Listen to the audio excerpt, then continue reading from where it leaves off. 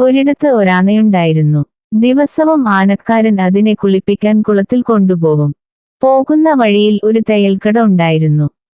തയ്യൽക്കാരന് ആനയെ വലിയ ഇഷ്ടമായിരുന്നു. അയാൾ ദിവസവും ആനയ്ക്ക് തിന്നാൻ എന്തെങ്കിലും കൊടുക്കും. കടയുടെ മുമ്പിൽ എത്തുമ്പോൾ ആന തുമ്പിക്കൈ നീട്ടുക പതിവായി. ഒരു ദിവസം തയ്യൽക്കാരന് ഒരു കുസൃതി തോന്നി. ആന പതിവ് പോലെ തുമ്പിക്കൈ നീട്ടി.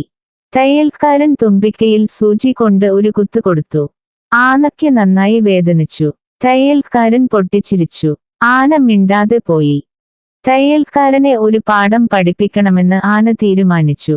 അടുത്ത ദിവസം കുളി കഴിഞ്ഞപ്പോൾ ആന തുമ്പിക്കൈ നിറയെ വെള്ളമെടുത്തു. ആന തയ്യൽക്കടയുടെ അടുത്തെത്തി. പെട്ടെന്ന് തുമ്പിക്കൈ ഉയർത്തി വെള്ളം മുഴുവൻ കടയിലേക്ക് ചീറ്റി ഒഴിച്ചു. തയ്യൽക്കാരനും അവിടെയുണ്ടായിരുന്ന തുണിയുമെല്ലാം വെള്ളത്തിൽ കുതിർന്നു. അങ്ങനെ തയ്യൽക്കാരൻ ഒരു പാഠം പഠിച്ചു. പിന്നെ ഒരിക്കലും അയാൾ ഒരു മൃഗത്തെയും ഉപദ്രവിക്കാൻ ധൈര്യം കാണിച്ചിട്ടില്ല.